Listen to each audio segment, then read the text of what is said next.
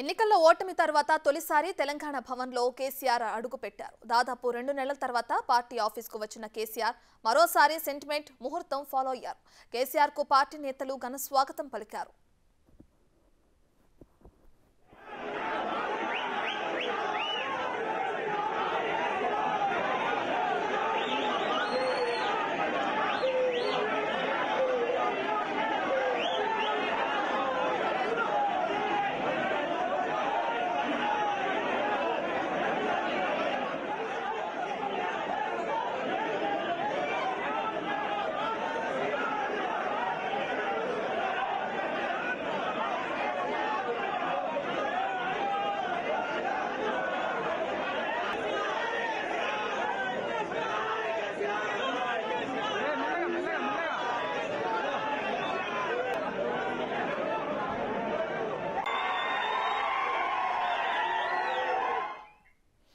కేసీఆర్ ఆధ్వర్యంలో కృష్ణా జలాలపై పార్టీ ఆఫీసులో చర్చిస్తున్నారు. ఈ సమావేశానికి నల్గొండ, మహబూబ్ నగర్, ఖమ్మం, రంగారెడ్డి, హైదరాబాద్కు చెందిన ముఖ్య నేతలు హాజరయ్యారు.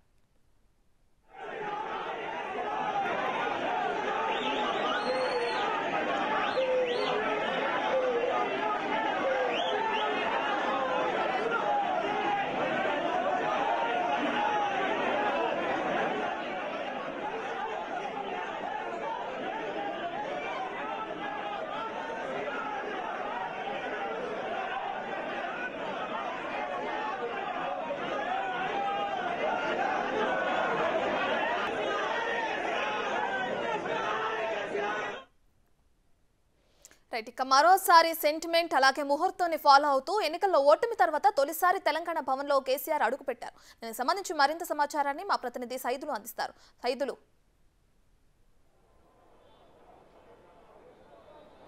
ఎస్ రత్న, కొద్దిసేపటి క్రితమే బీఆర్ఎస్ అధినేత అయినటువంటి కేసీఆర్ అంటే మొన్న జరిగినటువంటి శాసనసభ ఎన్నికల ఓటమి తర్వాత ఆయన తొలిసారిగా తెలంగాణ భవన్లో అడుగుపెట్టారు. అది కూడా సెంటిమెంట్ని చాలా బలంగా నమ్మే కేసీఆర్ 6వ తారీఖున ముహూర్తం చూసుకొని మరి తెలంగాణ భవన్లోకి వచ్చారు. అయితే అతను వస్తున్న సందర్భంగా మొత్తం 4 జిల్లాలకు సంబంధించిన ముఖ్య నాయకుల సమావేశం కూడా ఏర్పాటు చేయడం జరిగింది. అయితే ముఖ్యంగా ఈ మధ్య కృష్ణా జలాల అంశంపై ప్రధానంగా చర్చకు దారితీస్తుంది కాబట్టి ఆ పరిధిలో ఉన్నటువంటి నల్గొండ, మహబూబ్ నగర్, ఖమ్మంతో పాటుగా అదేవిధంగా హైదరాబాద్, రంగారెడ్డి జిల్లాలకు సంబంధించిన బీఆర్ఎస్ పార్టీ ఎమ్మెల్యేలు, ముఖ్య నాయకులతోటి కేసీఆర్ ఆల్రెడీ సమావేశం నిర్వహిస్తున్నారు. అయితే ముఖ్యంగా కృష్ణా జలాల వల్ల నల్గొండ, మహబూబ్ నగర్, ఖమ్మానికి సాగునీరు ఇబ్బంది తలెత్తే అవకాశం ఉంటుంది.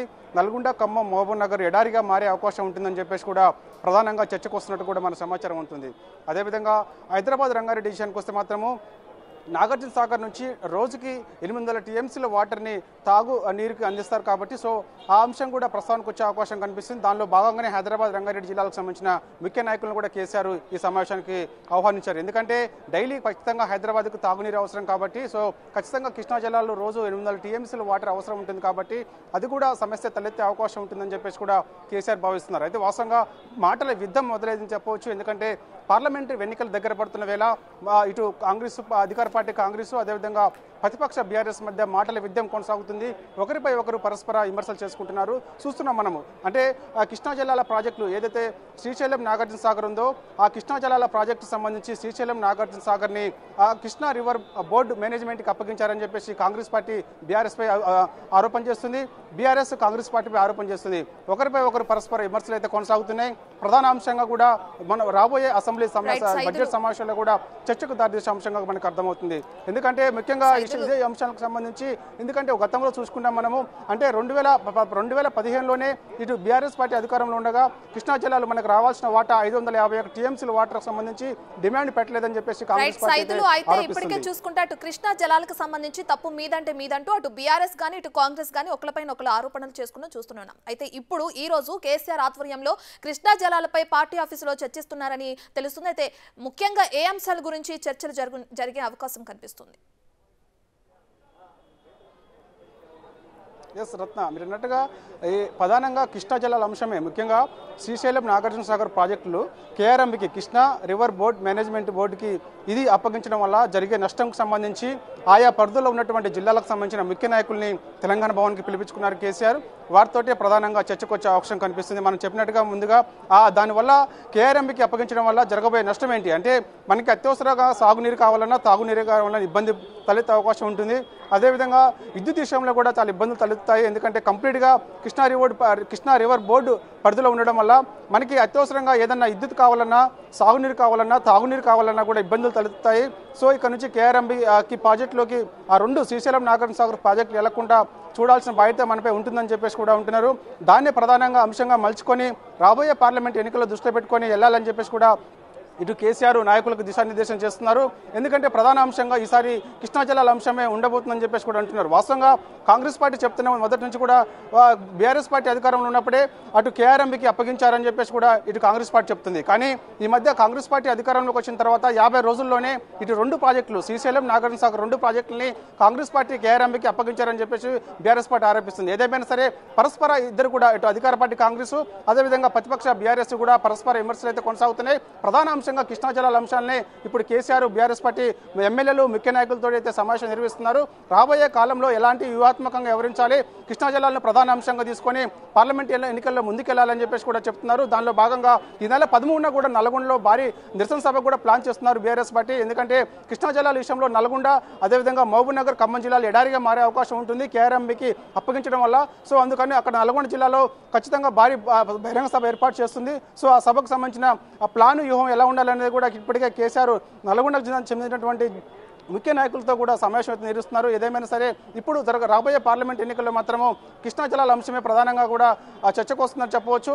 అటు అధికార కాంగ్రెస్ పార్టీ మాత్రము 2015లోనే ఇటు బీఆర్ఎస్ పార్టీ అధికారంలో ఉండగా అప్పుడు జరిగినటువంటి అపెక్స్ కౌన్సిల్ సమావేశంలో మనకు రావాల్సిన వాటర్ ఏదైతే ఉందో 551 టీఎంసీల వాటర్ తెలంగాణకు రావాల్సి ఉండే అప్పుడే ప్రధానంగా డిమాండ్ పెట్టుంటే ఇవాళ ఈ సమస్య తలెత్తది కాదంటున్నారు.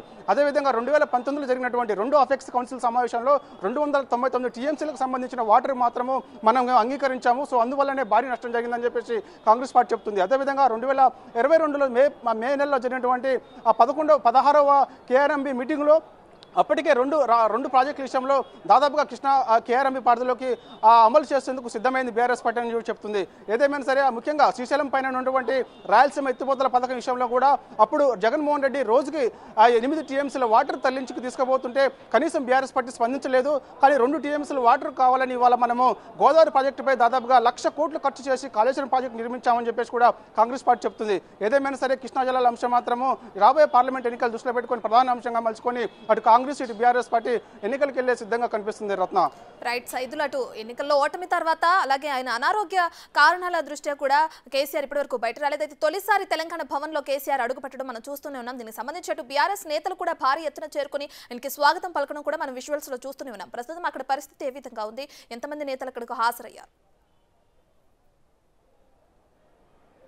వాస్తవంగా కేసీఆర్ వస్తున్నట్టు తెలిసి బీఆర్ఎస్ ఓటమి తర్వాత తొలిసారి తెలంగాణలో అడుగు పెడుతున్న కేసీఆర్ సో దాదాపుగా మొత్తం ఇటు ఖమ్మం మహబూబ్ నగర్ నల్గొండతో పాటుగా హైదరాబాద్ రంగారెడ్డి జిల్లా చెందిన ముఖ్య నాయకులందరూ కూడా ఈ సమావేశానికి హాజరు కావాలని చెప్పేసి పార్టీ ఆదేశించిన నేపథ్యంలో అంతకు మించి ఎక్కువగా పబ్లిక్ ఇక్కడ హాజరయ్యారు. సో కేసీఆర్ తొలిసారి తెలంగాణ భవన్కి వస్తున్నప్పుడు చాలా మంది ఎక్కువగా ఇక్కడ వచ్చి వేచి చూడడంతో తను కారు దిగేందుకు కూడా చాలా ఇబ్బంది పడ్డారు. ఆ సమయంలో కేటీఆర్ కూడా ఆ కార్యకర్తలను అదేవిధంగా పక్కన ఉన్నటువంటి అతనికి రక్షణగా ఉండే గన్మెన్స్ అందరినీ కూడా పక్కకు నెట్టేసే దృశ్యాలు కూడా మనం చూసాము. సహనం కూడా కేటీఆర్ కోల్పోయారు. పెద్ద ఎత్తున కార్యకర్తలు కేసీఆర్ వస్తుండడం తెలుసుకొని తెలంగాణ భవన్కి పెద్ద ఎత్తున కార్యకర్తలు వచ్చారు. సో ఆ సమయంలో తను కారు దిగేందుకు కొంత ఇబ్బంది పడ్డారు. తర్వాత నేరుగా అంతా క్లియర్ అయిన తర్వాత నేరుగా లోపలికి వెళ్ళారు. ఆల్రెడీ ఆ సమావేశం కూడా మొదలైంది. ముఖ్యంగా నల్గొండ మహబూబ్ నగర్కి సంబంధించిన ముఖ్య నాయకులతోటే ఎందుకు మనం ఈ అంశంపై ప్రధానంగా ఎందుకు ఎవరు కూడా మాట్లాడడం లేదని చెప్పేసి కూడా చర్చకు దారితీస్తుంది. ఖచ్చితంగా ఈ అంశాలు ప్రధానంగా తీసుకొని రాబోయే ఎన్నికల్లో ముందుకెళ్లాలని చెప్పేసి కూడా కేసీఆర్ చెప్తున్నట్టుగా తెలుస్తుంది. సో ఏదేమైనా సరే మరో ఒక 2-3 గంటల పాటు ఈ సమావేశం కొనసాగే అవకాశం కనిపిస్తుంది. ఎందుకంటే ఓటమి తర్వాత తొలిసారి తెలంగాణ భవన్కి వచ్చిన కేసీఆర్ దాదాపుగా సాయంత్రం 5 గంటల వరకు ఇక్కడే ఉంటారని చెప్పేసి కూడా మనకు సమాచారం ఉంటుంది. జరిగినటువంటి సమావేశంకు సంబంధించిన ఏదైతే అంశాలకు ప్రస్తావనకు వస్తాయో ఆ అంశాల ప్రస్తావనకు సంబంధించి ఎవరో ఒకరు అంటే కేటీఆర్ కానీ హరీష్ రావు కానీ లేకపోతే అందులో ఉన్నటువంటి బీఆర్ఎస్ పార్టీ చెందినటువంటి ముఖ్య నాయకులు ఎవరో ఒకరు ఒక మీడియా సమావేశం ముందుకు వచ్చి కూడా చెప్పే అవకాశం కనిపిస్తుంది. ఏదేమైనా సరే ముఖ్యంగా నల్గొండలో మాత్రం భారీ ఒక నిరసన సభ ప్లాన్ చేయాలని చూస్తుంది బీఆర్ఎస్ పార్టీ. సో దానికి సంబంధించి ఈ నెల 13న లేదా 22వ తారీఖున నిర్వహించాలని చెప్పేసి కూడా కేసీఆర్ భావిస్తున్న నేపథ్యంలో దానికి నియామకాలకు సంబంధించిన అంశాలు కూడా ప్రస్తావనకు వచ్చే అంశం కనిపిస్తుంది. సో ఇక మొత్తం రాబోయే పార్లమెంట్ ఎన్నికలు దృష్టిలో పెట్టుకుని, ఎందుకంటే చూసాం మనం కొద్దిసేపటి క్రితమే పెద్దపల్లి సిట్టింగ్ ఎంపీ అయినటువంటి ఎవరైతే మన వెంకటేష్ నేత ఉన్నారో అతను కాంగ్రెస్ పార్టీలో చేరారు. అలా చేరడం వల్ల కూడా పెద్ద నష్టమే ఉండదు. సో ఖచ్చితంగా బీఆర్ఎస్ పార్టీని ప్రజలు ఆదరిస్తారు రాబోయే ఎన్నికల్లో అని చెప్పేసి కూడా ఇటు కేసీఆర్ నాయకులకు అదేవిధంగా ఎమ్మెల్యేలకు దిశానిర్దేశం చేస్తారు, కొంత భరోసా కల్పిస్తున్నారు. ఎందుకంటే తొలిసారి తెలంగాణ భవన్లో అడుగుపెట్టిన కేసీఆర్ ఈ అంశాలకు సంబంధించిన ప్రధానంగా ప్రస్తావనకు తీసుకొస్తున్నారు. సో ఖచ్చితంగా ధైర్యంగా ఉండండి, రాబోయే రోజులు మనవే అని చెప్పేసి కూడా ఇటు భరోసా కల్పిస్తున్నారు రత్న కార్యకర్తలకి. Right, thank you Saidul.